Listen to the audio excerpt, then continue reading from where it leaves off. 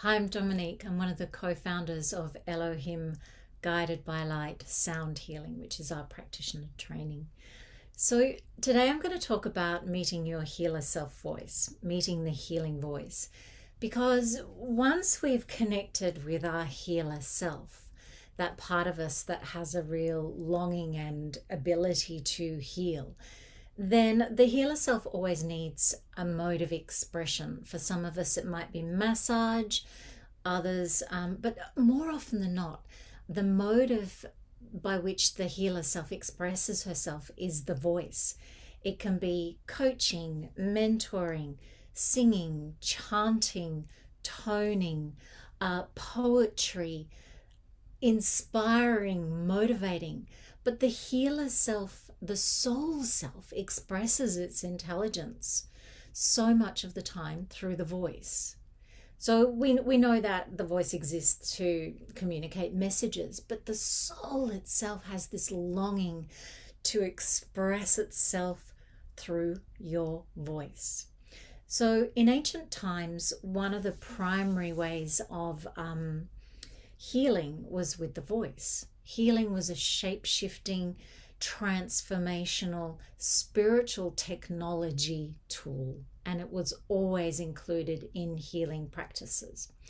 So I'm just going to connect you a little bit, read you a little bit. So sound and voice as a spiritual technology. As a sound healer, in some ways, you're actually at an advantage in sound healing because the universe is held together by frequency and vibration. So material forms, they exist because of the unique oscillation of the molecules within those forms, and even your thoughts are vibration. Your emotions, your feelings, your intentions, your actions, everything, all the things around us have their unique frequency. So when we make sounds, we have this ability to connect to the actual way something is constructed and to influence the way something is energetically constructed. And if you understand that as a healer, we can speak soul to soul, like your healer self, your soul self can speak to the soul self of the person you're working with. Then you add sound to that, and then you can speak soul to what needs to be energetically shifted and changed and recalibrated and brought into harmony in the soul of that other being. You know, it can be an animal, it can be a piece of landscape as well as another person. So you have a really concrete skill set at your disposal when you actually develop the healing voice. And if you take the wisdom of sound healing deep into your consciousness and awaken your soul's senses, you actually begin to see the vibrational qualities of everything that you encounter. Your sensitivity, your intuition, your instinct, your ability to sense energy develops. So as your capacity for, let's call it, sonic awareness increases, it gives you insights into the structure and the essence of people and ideas and experiences in your life. So even if you're a coach, if you add a tiny little bit of sound healing to what you do, really simple toning that is intentional, it makes a difference. Okay, and of course in Elohim sound healing, as it's goddess channeled, the goddesses have given us sounds and a particular way of offering these sounds to create particular healing effects. So the sacred power of the voice has really been forgotten, and the sacred power of sound has been forgotten. And they're still in use, of course, but the hugeness of their capacity to influence and be part of healing and medicine has really taken a beating, especially with the silencing of women's voices throughout the centuries, because women, so many intuitive women have had their intuitive healing voices shut down. And sound is vibrational wisdom, and yeah, it's time for us to use it. So your voice, You don't need to make it complicated. It can be really simple toning sounds. Your voice is an incredibly powerful sound healing instrument. So I'll just talk to you a little bit about the fact that toning is elongated vowels. Let's say ooh, ah, eh.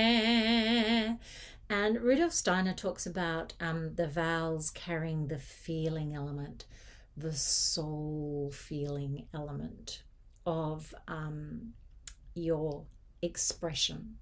So when we do simple toning with, or toning sequences with vowels, then really our soul can get to work to start to speak through feeling to the person that you're working with. Toning also activates the will, okay? It frees the mind because it's not intellectual. You're not using language, articulated language. You're bypassing the intellect, and you can go straight to the center of the energetic shifts that need to occur, that actually allow us to bring more of our soul frequency to life. So toning is like this gentle vibrational massage that penetrates every area of your body and your mind and emotions. And in the meditation that I take you through on the following page, we're going to do a meditation with Aphrodite, who is the foundational Elohim goddess, to connect you more to your healing voice.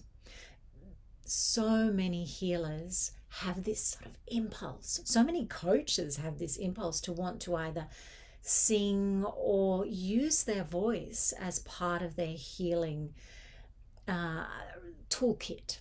And so I'll take you into a meditation so you can start to unseal and rehabilitate and open up and unlock some of those blocks that are really in your voice from whatever way you've been shut down. Sometimes it's in this lifetime, sometimes it's in a past lifetime, sometimes it's this when you've been in an incarnation where you were a powerful being who was punished for being powerful because it didn't fit the beliefs of the time.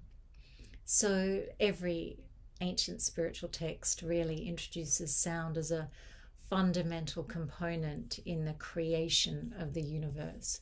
So it's like once you start to sound and tone and connect your healing voice through expressive sounds, toning, chanting, singing, articulated language, poetry, drama, so many ways in which you can bring forward your healing voice and express your healer self through your voice.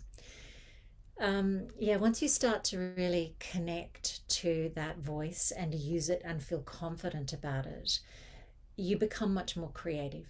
You become much more sovereign. You become much more authoritative, and you become much more effective as a healer, really. So, I hope that's helpful to inspire you to jump in and understand why in the practices that we work with and the way that I work with, that the voice is just so important. We don't want to leave it out anymore. It's been left out of healing for so many centuries, and our work is to help bring it back, to reintroduce your confidence with your voice, and to start to say, well, what does my healing voice want to do? How does she want to express? How does she want to bring forth the wisdom that is in her, in you, in me, and actually make your healing more effective, make your coaching more effective, make your body work more effective. Add in a few sounds to massages. Amazing shape-shifting. So I don't want to leave the voice out anymore. I don't want to leave sound out of the healing journey anymore. So Trina and I have really teamed up to help you understand the healer self, the spiritual power, the soul power of the healer self, the modalities that really are connected to your soul wisdom, and how your voice can help be a part of that to express that modality more powerfully. All right, so take care, and acknowledge that there's probably going to be some resistances to you opening up your voice, and there's a lot of support needed to care and nurture and develop your healer voice. So I hope the meditation helps, and I hope this whole sequence of videos helps you become more confident and become more authoritative and more sovereign and more soul expressed. Thanks very much for listening, and I'll see you on the next video. Bye.